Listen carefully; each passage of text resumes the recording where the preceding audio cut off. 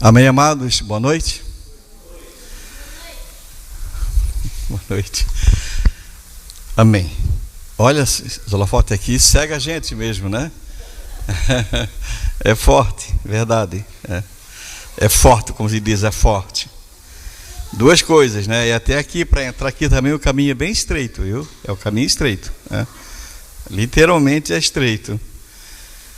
Amém, pessoal? Desculpa aí, a gente vai ficando mais velho, a gente fica muito brincalhão, né? Mas a vida é assim, a gente não pode ser tão sério, né? Tem que levar também na parte, né, da brincadeira, na esportiva. É tão bom, graças a Deus. Graças a Deus. Amém? Amém mesmo? Você está feliz essa noite? Que bom, né? Eu também, ultimamente. Engraçado que a gente vai amadurecendo com o tempo. E a gente aprende a estar contente, a ser alegre, mesmo em tempo de sequidão, mesmo em tempo de ventos contrários, né? Porque a gente aprende a olhar para Cristo, a olhar para a cruz do Calvário mesmo, né?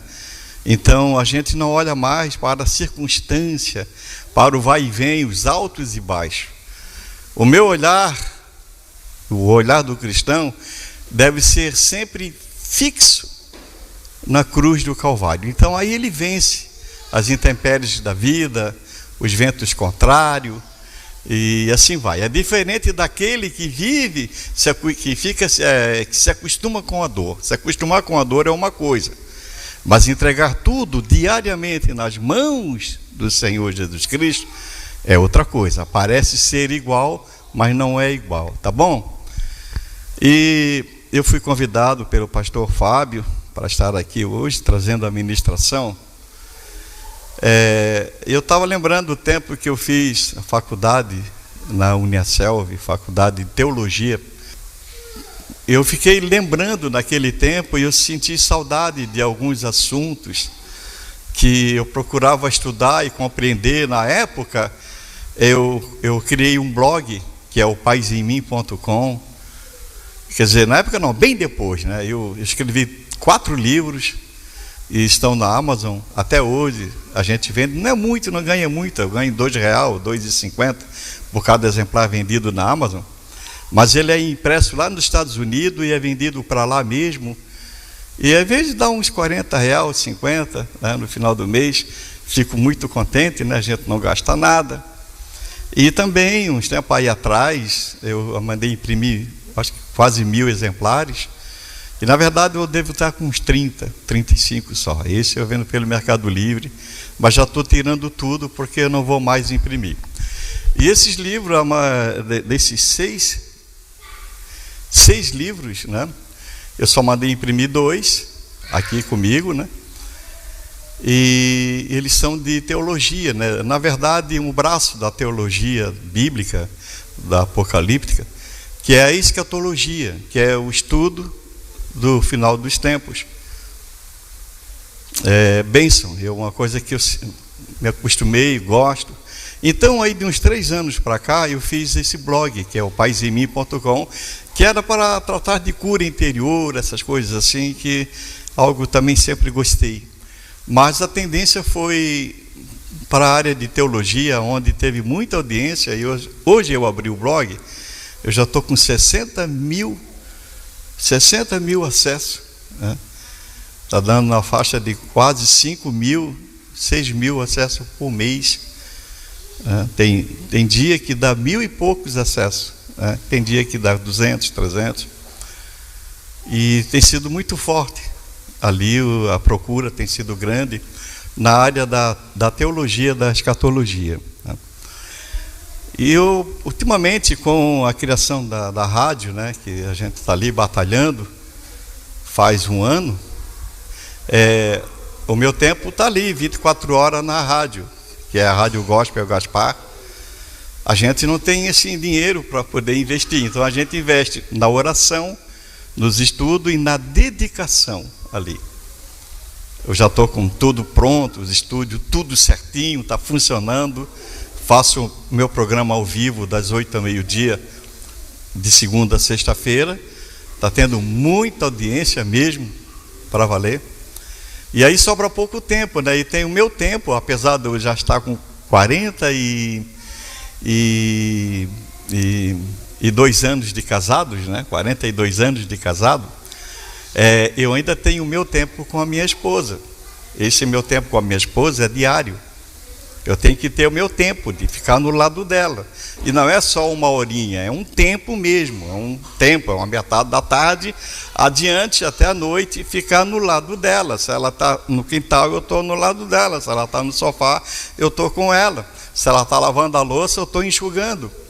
Verdade. Estou falando disso na frente dela e na frente de Deus. Então, esse meu tempo com a minha esposa é o melhor investimento que eu tenho feito na minha vida. 42 anos de casado, eu ainda sou apaixonado por ela, e eu acho que até mais do que quando eu casei em 1980, dia 3 de maio de 1980, na Igreja do Rosário, no bairro Coral. Frio que dói no sábado à tarde. E então, esse investimento. Então, assim, o tempo da gente também é corrido, né? Tem pessoas que dizem, pastor, o senhor está dormindo, liga para mim 9 horas. Eles não sabem que todo dia, 5h30, eu estou acordado e geralmente fazendo um café. Está certo que eu durmo cedo também, né? Nesse horário, se eu estivesse em casa, eu já estava roncando, gente. Já estava no terceiro sono. Sinceridade, eu só me levanto para ir no banheiro fazer um xixi e volto de novo. Mas 5 horas da manhã, 15 para as 5, eu estou arregalado na cama, todo dia. E assim vai a vida da gente. Então eu não tenho mais parado assim para estudar, me dedicado para estudar, devido a essas outras funções, né, que a gente vai arrumando na vida, né? Eu tenho 67 anos e eu vejo assim que a gente não sabe nada ainda. Parece que cada dia a gente vai se renovando, a gente quer aprender mais, ter um objetivo, seguir o objetivo, pregar o Evangelho, agora de uma outra maneira. Mas a gente está ali trabalhando para o reino de Deus, né? Fazendo para o reino de Deus. Tá bom? E eu estava lendo uma matéria e me chamou a atenção, que é sobre o anticristo. O anticristo. Olha, quando você liga hoje um jornal, depende o canal de televisão que você liga, você vê o trabalhar do diabo, o trabalhar do anticristo. Você hoje, se você é uma pessoa esperta, você está aqui porque você é uma pessoa esperta. Você deve estar percebendo que o mundo está caminhando para a vinda de Cristo. Mas antes da vinda de Cristo, o mundo está sendo preparado para a vinda do anticristo, ou seja, para a manifestação do anticristo. O mundo está sendo completamente preparado para isso. Para alguns acontecimentos, como o arrebatamento da igreja, tá? Que isso já está prestes a acontecer. Mas antes do arrebatamento da igreja, já está acontecendo a grande apostasia. Apostasia, o que é apostasia? É o esfriamento da fé. A apostasia não vai começar lá no mundo, a apostasia começa dentro da igreja. É quando a igreja começa a se esfriar. Isso já está acontecendo. É quando o discurso é mudado, quando o objetivo da pregação é qualquer uma, menos a atração das pessoas para a cruz do Calvário. É quando o pastor atrai para si. Entende? Quando o milagre é cobrado. A apostasia já começou, gente. A apostasia já começou. Ela está em pleno decurso, está em pleno andamento. E a apostasia é uma preparação para a manifestação do anticristo. Então preste atenção, porque você está vivendo isso. Isso não é teoria.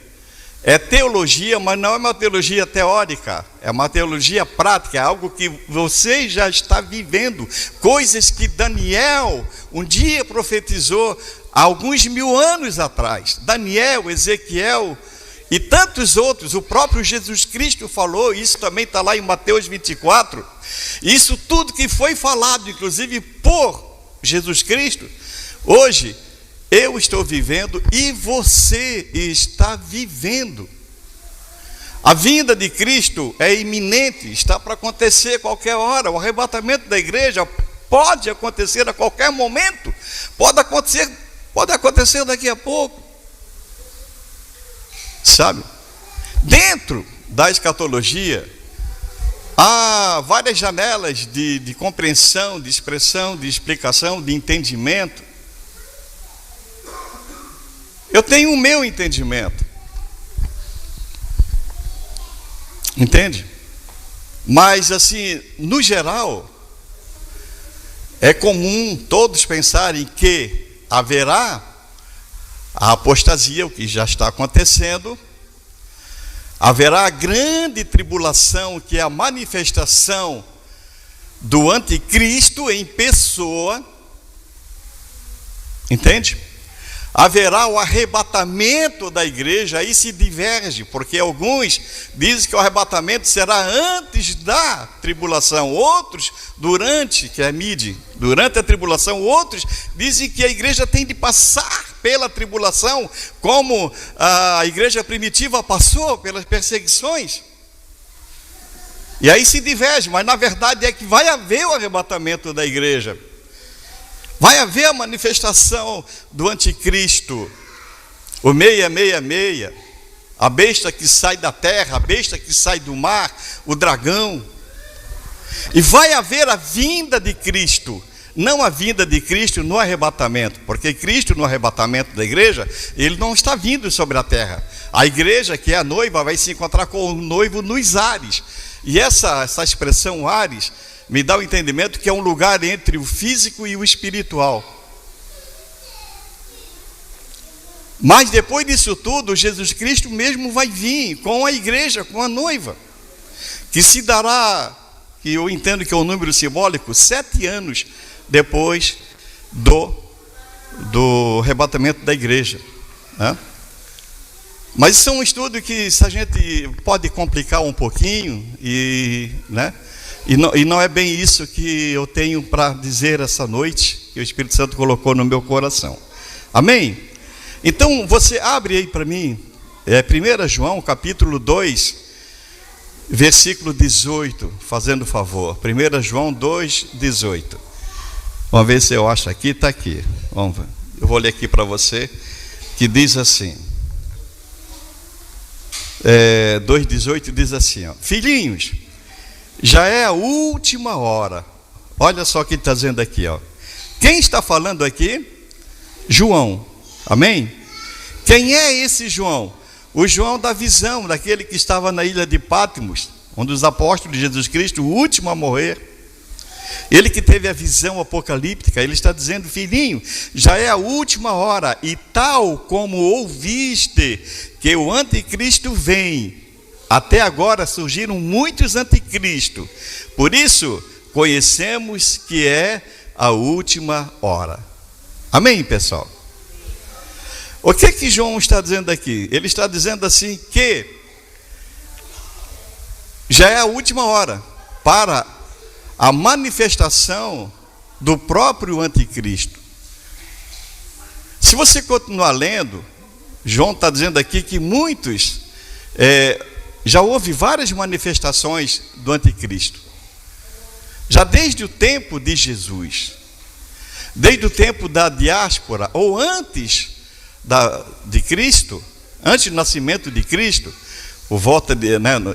se você tiver a Bíblia católica, tem o 1 Macabeus e 2 Macabeus, que é muito importante você estudar isso, que marca ali sobre um cisma que aconteceu, uma perseguição contra os judeus, né, marcado pelos romanos, e ali também foi a manifestação do anticristo. Só que João está dizendo que o próprio Satanás em pessoa virá incorporado no ser humano, e unido com a besta que sai do mar e a outra besta que sai da terra. Mar, no meu entendimento, são multidões de pessoas. Como Salomão tinha um mar de vidro, que aquilo simbolizava multidões de pessoas. Não é um mar, porque a visão aqui ela é espiritual, ela não é física, ela é simbólica. Assim como os números no Apocalipse são simbólicos. Por exemplo, o número 6 significa o inacabável, ou seja, coisas do homem que não acabou. O número 12 significa a organização, 12 horas do dia, os 12 planetas e assim vai, os 12 meses do ano, os 12 apóstolos, as 12 tribos de Israel. O número 7, biblicamente, simboliza o número da perfeição. No 7º dia, Deus viu que estava tudo lindo, bonito, e Ele descansou. O número da perfeição, 7. Você deve perdoar 70 vezes 7. E assim por diante. Então, o número, na Bíblia, ele é mais simbólico do que literal, tá bom?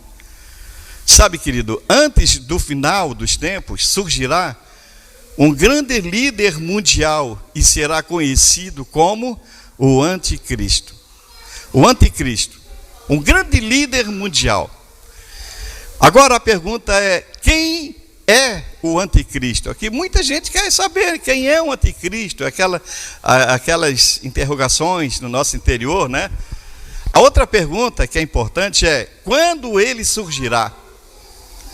E qual o propósito da ação do Anticristo? Para tudo nesse mundo há um propósito. Deus tem um propósito com a tua vida, mas o diabo também tem um propósito com a tua vida. O Anticristo, ele vai vir, ele tem um propósito. E é bom você, que é um cristão, entender essas coisas e se preocupar com essas coisas, porque queira ou não queira, você está envolvido com tudo isso. Amém? Posso ouvir um amém? Amém. Sabe, a maldade de Satanás culminará em um anticristo final.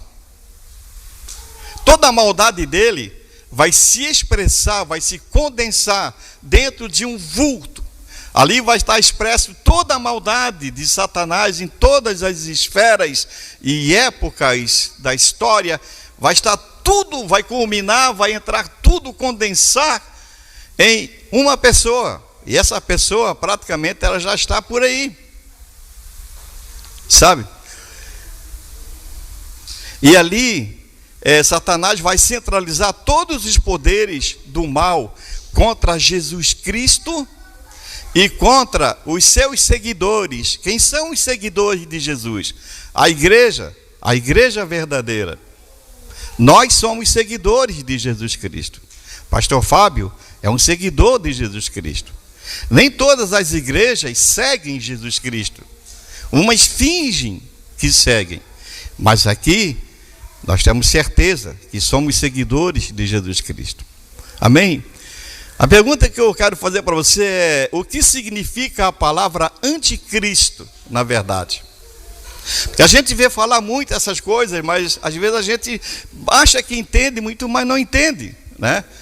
Então, o que significa a palavra anticristo? Significa uma coisa muito simples. Anticristo significa inimigo de Cristo, perseguidor feroz dos cristãos. Amém? Está abrindo a mente?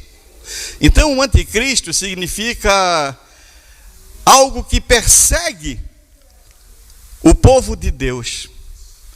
Isso não lhe dá nada na ideia hoje? Será que temos mídias perseguindo o povo de Deus? Hein? Quantas vezes no Face você vê pessoas perseguindo os verdadeiros cristãos com calúnias, com fake news, querendo esfriar a fé da pessoa? É o anticristo trabalhando em mentes maldosas. Isso você vê hoje em algumas redes de televisão, você vê no YouTube, no Face, enfim, por aí tudo. Então, o anticristo significa isso: inimigo de Cristo, perseguidor dos cristãos. É o impostor que, segundo o Apocalipse, deve vir antes do fim do mundo. Também é um anticristo. Amém? Para tentar estabelecer uma religião oposta à de Cristo. Uma das funções do anticristo é estabelecer uma religião contra a verdadeira religião que Cristo fundou no dia de Pentecostes, que é o cristianismo, de fato e de verdade. Amém? Quem a Bíblia diz ser o anticristo? O que a Bíblia fala? O que a minha Bíblia fala? A tua Bíblia fala sobre o anticristo? Quem ele deve ser? Quem ele é? O termo anticristo vem de uma palavra grega que significa contra ou em lugar de Cristo. Todos que se colocam no lugar de Cristo ou que é contra Cristo é uma espécie de anticristo. Não se trata de apenas um indivíduo ou uma entidade, pois a Bíblia diz que nós lemos em 1 João, a Bíblia diz que há muitos anticristo. Amém, querido? Então, quando você vê falar a palavra anticristo, não pense só naquele que vai se manifestar, porque ele já está se manifestando em várias entidades, igrejas, pessoas, líderes, influenciadores, cantores, né? Você sabe. O anticristo já está trabalhando fortemente, tentando derrubar a igreja verdadeira. Sabe? Assim, anticristo se refere a qualquer um que não aceita Jesus Cristo. Não aceita que Jesus Cristo, que Jesus é o Cristo, o Messias, ou que ele é o Filho de Deus. Todo aquele que se opõe a Cristo, o ungido de Deus, que finge ser o Cristo, e todos que perseguem os seguidores de Cristo, porque como Jesus disse, quem persegue seus seguidores, persegue a ele mesmo. Então todo mundo que fala piadinha sobre o cristão, todos os que desprezam o evangelho de Jesus Cristo, todos os que dão aquele likezinho a essa mídia aí, não sei se pode falar aqui, como porta não sei do que aí, que vocês conhecem, e alguns influenciadores, né? E cristão dando likezinho para eles, você está ajudando o anticristo a se manifestar e a criar força contra a tua igreja, contra Jesus Cristo. O anticristo tem se manifestado na história da humanidade, através das mentes malvadas e ações maléficas de grandes e pequenos líderes, líderes políticos, líderes religiosos, líderes militares. Por exemplo, para você ter uma ideia, Hitler, preste atenção, quem foi Hitler? Hitler foi uma espécie de anticristo. Eu já estudei a história de Hitler algumas vezes, apesar de eu esquecer quase tudo, mas Hitler foi um dos maiores perseguidores dos judeus. Ele matou não sei quantos milhares e milhares de judeus, perseguiu os judeus. Hitler foi uma espécie de anticristo. Amém? Antíoco IV Epifânio, 175 anos antes de Cristo, ele massacrou milhares e milhares de judeus. Ele profanou o templo sagrado. O templo sagrado. Sabe o que ele fez? Hein? Ele sacrificou um porco no altar do templo sagrado, onde Salomão edificou uma época, né, lá no comecinho. Antíoco IV, ele sacrificou um porco. Você está vendo? Ele profanou o templo que era sagrado. Também foi uma espécie de anticristo. Herodes, por exemplo, o grande, né, o Herodes o Grande, que aparece no Evangelho de Mateus, no capítulo 2, versículo 16 a 18, né? Ele massacrou todos os meninos de uma região inteira. Quando os magos não voltaram para dar notícia sobre o nascimento do Messias, ele ficou em dúvida, então ele mandou matar todas as crianças de uma idade para baixo, todos eles. Herodes também foi uma espécie de anticristo. Amém? O general romano Tito, você creio que você sabe também, no ano 70 depois de Cristo, ele matou muitos milhares de judeus e destruiu o templo, e toda a cidade de Jerusalém foi destruída. Foi o acontecimento, chamamos isso de diáspora, aonde os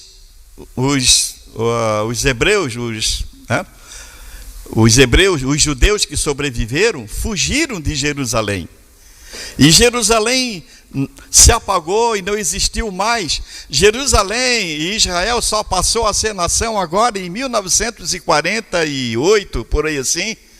Então, desde 70 anos depois de Cristo até agora, em 1940 e pouco, por causa desse camarada aqui, desse romano, do general romano Tito, Israel se apagou, deixou de existir. Olha só a perseguição, só agora, no século passado, que Israel passou a ser nação, e em 67, eu não me engano, 65, por um voto de Minerva de um brasileiro que era o presidente da votação, votou em favor de Israel ser reconhecido como nação ali no seu território, na Palestina. E Jesus disse que quando a videira brotar é porque o verão está próximo. E ele paralelizou isso com a vinda dele. Então Jesus está vindo, porque Israel passou a ser nação novamente. Você vê como os anticristos, né? O espírito do anticristo nas pessoas tentam derrubar a descendência de Jesus, os judeus, Israel e a igreja. Todos os que citamos aqui e muitos outros tipificam o anticristo, pois contribuíram com o trabalho deste demônio, que a Bíblia chama, o Apocalipse chama de dragão. Porém, a Bíblia é específica quanto ao surgimento do verdadeiro anticristo. Aquele que eu falei no começo, quando Satanás, ele irá culminar tudo numa só pessoa. Todos esses espíritos aqui de Hitler, Antíoco IV, Herodes, Tito e outros, todos esses vão se concentrar, vamos dizer assim, dentro de uma só pessoa. E esse será o anticristo final, onde toda a ira e todo o poder de Satanás estará ali. Na verdade, o próprio Satanás estará ali naquela pessoa. Tá bom? Sabe, isso se dará agora, e chamamos isso de final dos tempos.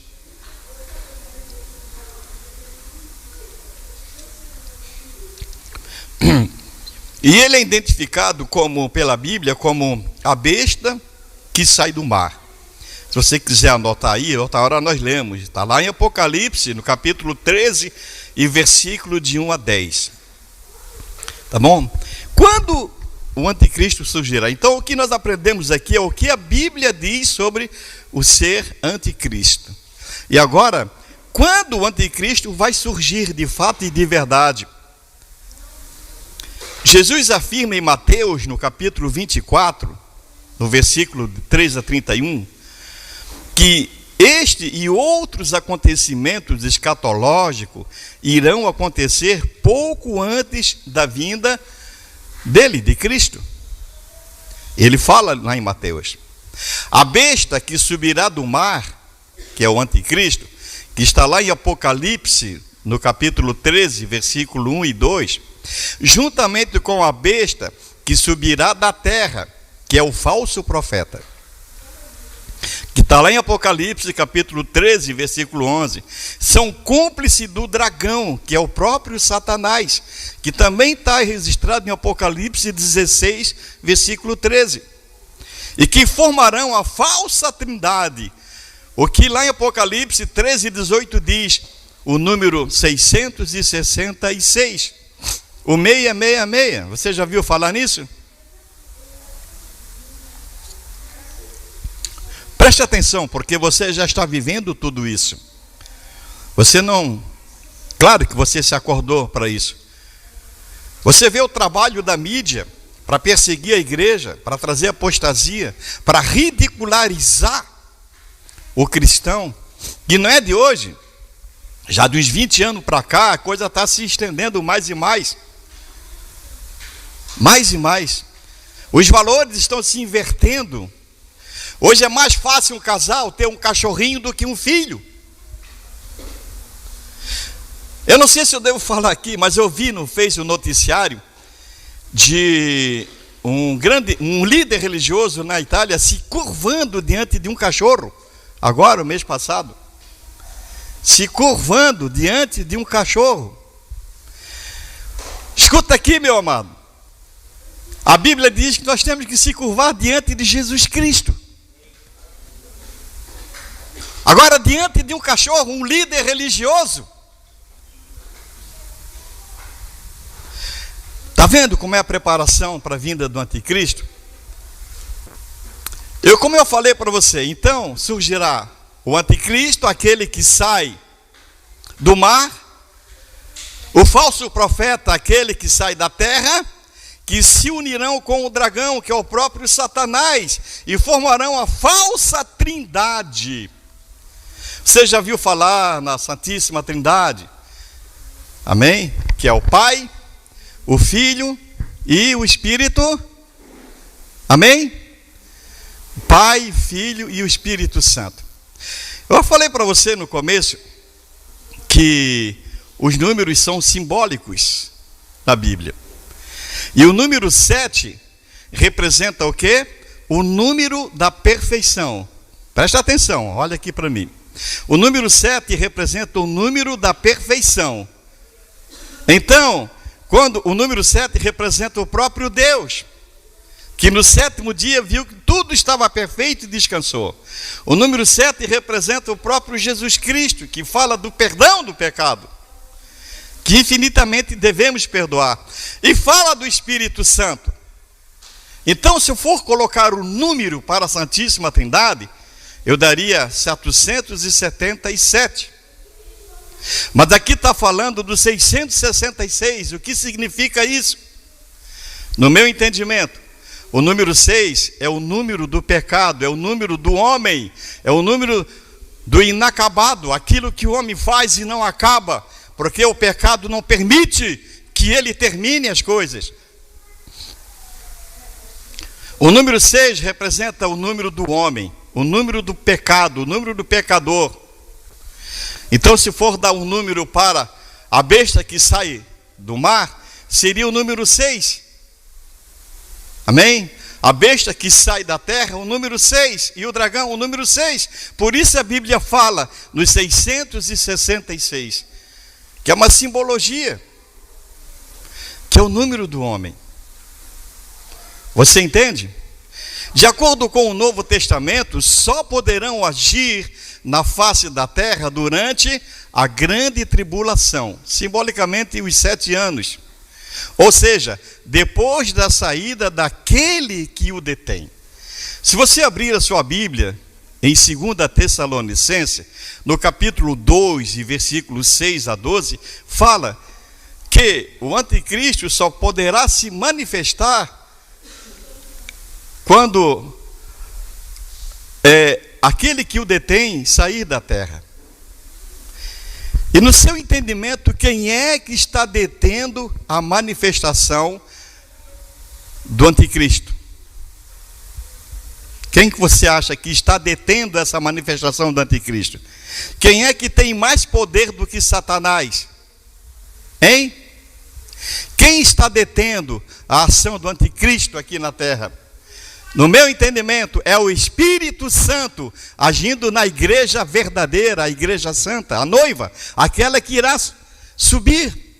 Então, aí está a explicação, porque no dia que o arrebatamento da igreja acontecer, quando a meia-noite espiritual bater o sino e a igreja for arrebatada, o Espírito Santo vai subir, assim como ele veio no dia de Pentecoste, onde estavam os 120 reunidos no cenáculo, e ali ele selou aqueles 120 com línguas de fogo, Ele selou, e todos aqueles que são de Cristo são selados com o Espírito Santo. Então, o Espírito Santo, como Jesus disse, assim como ele virá, ele vai ter que voltar para os céus. Ele veio sozinho, tá? Porque Jesus Cristo disse: eu vou rogar ao Pai, o Pai mandará o Paráclito, que é o Espírito Santo. Então ele veio no dia de Pentecostes, mas ele vai voltar, ele não vai voltar sozinho. O Espírito Santo, quando subir, vai levar o que estão selados com ele. Por quê? Porque aquele que aceita Jesus Cristo de fato e de verdade e vive uma vida santa, o interior dele é cheio do Espírito Santo. Jesus disse que o interior dessa pessoa fluirá como um rio de águas vivas. Então, quando o Espírito Santo voltar aos céus, ele é obrigado a levar aquele onde ele está dentro dele. Se você é uma pessoa convertida, você tem o Espírito Santo. Quando o Espírito Santo voltar, você irá junto. E aí, quando isso vai acontecer no dia do arrebatamento da igreja, que já está aí para acontecer.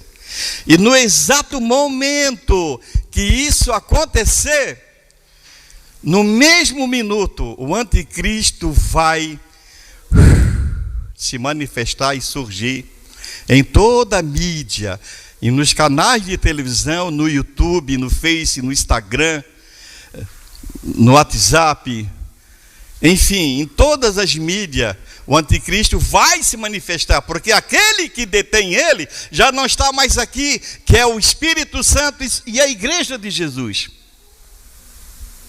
Infelizmente, muitos que hoje estão sentados nas igrejas vão ficar para presenciar a manifestação do anticristo. Muitos que se acham salvos não vão subir. Muitos que têm pecados ocultos, que não confessam seus pecados, que têm Deus conforme a mídia tem falado, infelizmente, no dia seguinte ao arrebatamento, eles correrão para as igrejas. Será o dia em que todas as igrejas estarão estupefadas de pessoas. É no dia seguinte ao arrebatamento, onde todos os que dizem, desviado essa palavra, onde todos os que deixaram de seguir Jesus irão procurar um momento de, de uma chance, alguma coisa. Mas isso não vai acontecer. Sabe, nós vivemos no tempo da graça, ou seja, antigamente o sacrifício era pago com a morte de algum animal, né? Se essa pessoa aqui, o Antônio, eu estou arrependido do meu pecado, eu quisesse o perdão, eu tinha que ter uma ovelha, alguma coisa comigo, levar até o sacerdócio no templo, e ali aquele animalzinho que sem mancha e sem defeito seria sacrificado, e o sangue dele, amém? Pagaria pelos meus pecados. Quando Jesus, a ovelha muda que se dirigiu ao matadouro sem falar nada, ele se fez de ovelha e ele pagou os meus pecados. Dali em diante, nós passamos a viver o tempo da graça. O tempo da graça. Ou seja, agora o Antônio pecou, está arrependido, abre o coração, confesse a Jesus Cristo, e o sacrifício dele lava os meus pecados. Eu não preciso mais fazer nenhum sacrifício de animal, nenhum sangue precisa ser derramado mais para que eu seja perdoado dos meus pecados. Você entende? Mas o dia que a igreja for arrebatada, e isso já está para acontecer, quando a igreja for arrebatada, quando a tribulação acontecer, e eu fiquei, não fui arrebatado, fiquei porque estou em pecado, e agora estou arrependido, agora a graça já foi, já passou, já deu a meia-noite. Agora, para eu ser salvo, eu vou ter que pagar com o meu próprio sangue. Eu vou ter de morrer. Aí não vai ter mais crente morno, querido. Ou a pessoa é ou não é. Ou ela é de Cristo ou não é, porque ela vai pagar com a vida dela. Você entende? Talvez eu não termine essa pregação agora, nem sei que hora é. Meu Deus, botei o celular aqui para ver o horário. Amém? Amém, pessoal? Posso continuar ou eu paro por aqui? Bom, por educação as pessoas estão fazendo assim, mas outras estão assim, meio assim, eu não sei, né? Amém? Sabe, eu creio que nós já estamos vivendo a apostasia, né? Mas aqui, ó, eu creio que o momento é oportuno para o surgimento do anticristo, pois tudo já está preparado. Todos os sinais praticamente já se cumpriram, ou já estão se cumprindo. São eles, né? O que está acontecendo? O aumento das guerras, as fomes, terremotos, aumentos de crimes, desrespeito às leis de Deus, né? Hoje ninguém mais respeita a lei de Deus. Hoje ninguém mais busca os mandamentos de Deus. Cada um segue Deus ao seu modo. Você sabe que tem pessoas que vêm falar de Bíblia comigo e não lê a Bíblia, nunca leu, e quer falar de Deus comigo? Não por ser eu, pastor, é porque eu estudo a Bíblia. E pessoas que não leem a Bíblia, quer falar de Bíblia comigo, quer trazer temas. Eu digo, querido, você já leu isso? Não, pastor, eu não leio a Bíblia. Então, como tu não lê a Bíblia, como é que tu quer falar de Bíblia, falar de Deus, se o pensamento de Deus está aqui? Então, as coisas estão assim, dessa maneira. As pessoas querem ser juiz de tudo. Nós queremos julgar todo mundo, ninguém mais coloca na mão de Deus a vida de nada. Ninguém mais ora por nada, ninguém ora mais pelo seu vizinho, pelas pessoas. Quando eu era criança, para não dizer quando eu era pequeno, né? Mas quando eu era criança, eu não nasci evangélico, né? Eu nasci numa religião tradicional. Eu aprendi que a oração era só pedir, só pedir, só pedir, só pedir, só pedir. Quando eu me converti, eu entendi que a oração não é eu pedir, é eu entregar de mim. É eu oferecer para Deus. É eu morrer na cruz junto com Jesus. É fazer com que a vontade dele venha sobre mim. Mas hoje não. Hoje, mesmo dentro da igreja evangélica, as pessoas muitas vezes vêm para a igreja procurar Jesus para conseguir um carro novo, para conseguir uma casa nova, para conseguir um emprego melhor. Isso tudo custa um dinheiro. O milagre é cobrado. É a apostasia acontecendo, a inversão de valores que está acontecendo. Um outro sinal da vinda de Cristo, do arrebatamento, é a diminuição do amor e afeição no lar. Você já notou hoje dentro de uma sala, o pai no celular, a mãe no outro e os filhos no outro. Eles estão perto, mas estão longe. Não existe mais diálogo. Parece uma lan house dentro da sala, do quarto, da cozinha, almoçando com o celular na mão. Não existe mais aquela convivência entre pais e filhos. Uma outra coisa para nós acelerar aqui, que está marcando já a vinda de Cristo, é que o Evangelho já está sendo pregado no mundo inteiro. De que maneira, pastor? Via internet, meu filho. Hoje em dia não tem mais que bater no portão de uma casa e entregar um santinho, né? Hoje é via internet. O mundo inteiro está sendo evangelizado. Amém? É um dos sinais. Porém, o povo está se afastando de Deus. Amém? Há um paradoxo aqui, né? O mundo evangelizado e ao mesmo tempo se afastando de Deus. São sinais. Sinais da vinda do anticristo. Ei, presta atenção.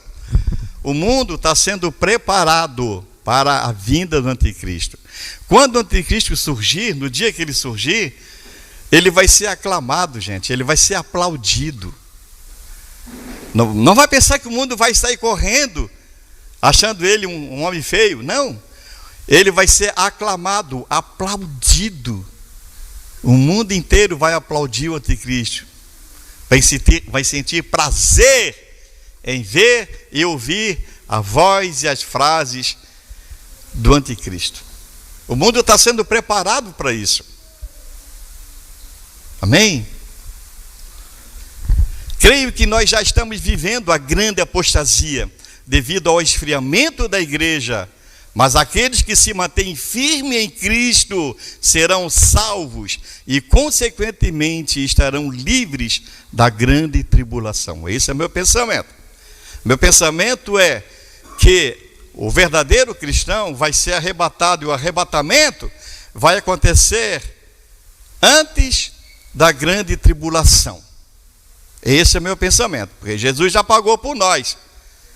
Está certo que no início da igreja havia muita perseguição aos mártires.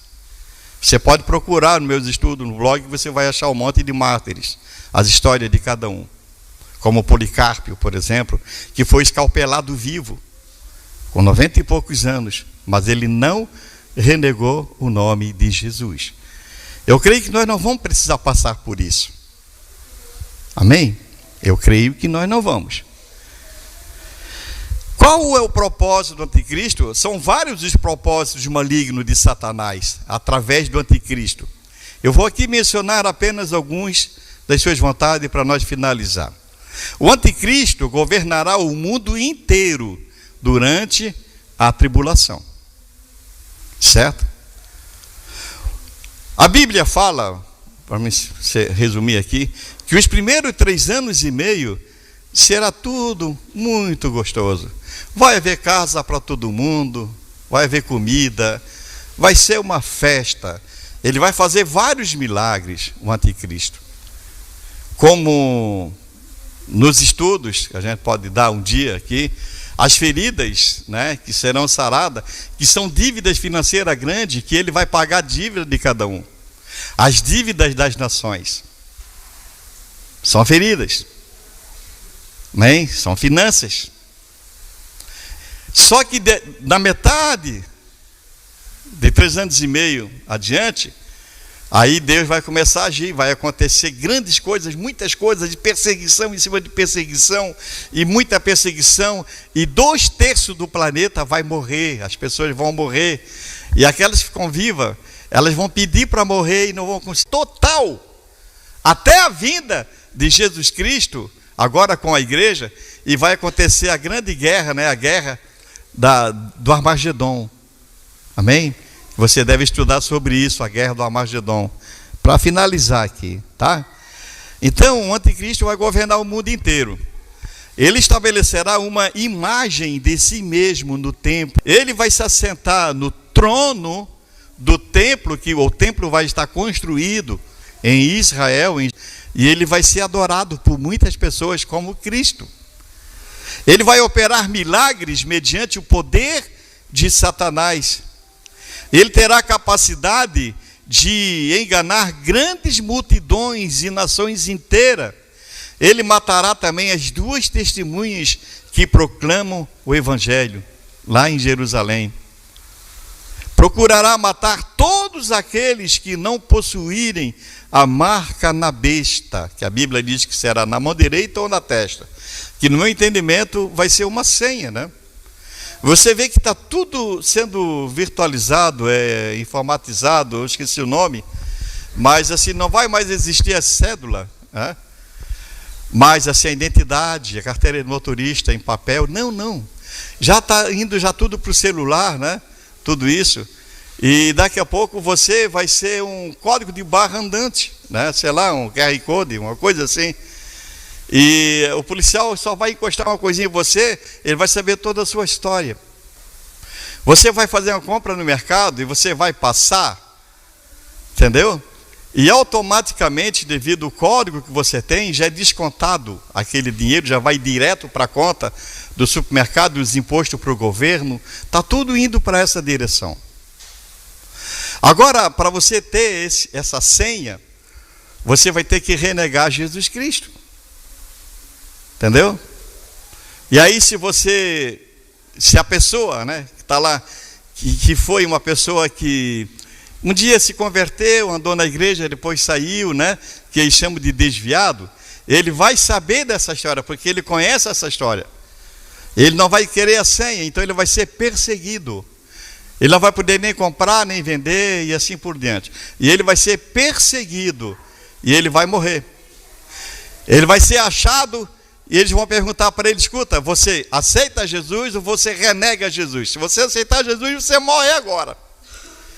E se ele aceitar Jesus e morrer, ele vai ser salvo. Porque não existe mais a salvação pela graça, agora é pelo sangue dele mesmo, da pessoa. Então vamos tomar cuidado com isso, né, pessoal? Vamos orar mais, buscar o Senhor, estudar a palavra, o entendimento e mais, tá bom?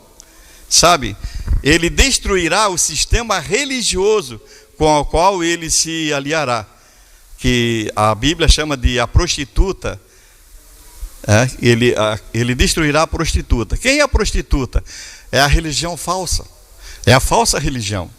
Ei, preste atenção, já estou terminando. O que é falso? Falso é aquilo que parece ser verdadeiro, mas não é. Por exemplo, assim, não dá de falar aqui, né? Mas eu queria dar um exemplo, né? Um exemplo assim, uma religião que não adora a Deus, que são abertos, entendeu? Eles buscam adoração ao sol e à lua, por exemplo, tá? Eles são bem francos: olha, nós acreditamos que Deus é a natureza, nós acreditamos que Deus é o sol, que Deus é a lua, né? Vocês lembram daquela canção Desiderata, cantado por alguém nos anos 70? Você é filho do universo, irmão das estrelas. Não conhece? Então você é mais novo, né? Mas eu conheço, né? Bom, tem religião que são isso. E eles não são falsos, eles são verdadeiros. Eles estão dizendo: olha, Deus para mim não existe. Jesus Cristo foi um homem qualquer, um líder. Eles são autênticos naquilo que estão dizendo. Então o que é falso, pastor? Falso é aquilo que tem a Bíblia na mão, mas não prega a verdade. Falso é aquela religião que tem a Bíblia na mão, mas a prática é tudo bem, né? Não posso falar aqui, mas você sabe, entendeu? Chama-se a prostituta, ou aquele que se prostitui com outros deuses, que chamam de deuses, que buscam adoração e outras coisas, a não ser Jesus Cristo. Eles até falam de Jesus, mas também falam né? E assim por diante. Então, isso é a falsidade. A Bíblia chama de prostituta, ou seja, aquele que se prostitui. Diz que ama a Deus, mas ama os outros deuses. E essa religião, ela vai acabar da noite para o dia. O próprio anticristo vai derrubar ela, para só ele ser adorado. Você entende? As profecias estão se cumprindo com espantosa exatidão. O reino espiritual está se movendo e Deus está agindo, tá bom? Não se engane, pois tudo já está preparado. O grande dia do Senhor já está à porta. Não se engane, não pense que esses acontecimentos vai ser muito distante. Não, poderá acontecer a qualquer momento. Pode ter certeza disso, tá bom? Busque o Senhor enquanto pode achar.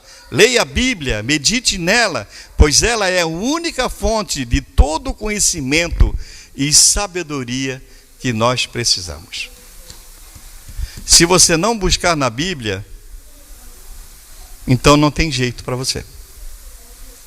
Se você não buscar na Bíblia o entendimento, estudar ela, buscar entendimento, orar, abrir o seu coração ao Senhor Jesus Cristo todos os dias, então não tem jeito, porque de repente a igreja vai ser arrebatada e infelizmente muitos crentes irão ficar. E muitos que a pessoa diz: não, aquele vai ser arrebatado.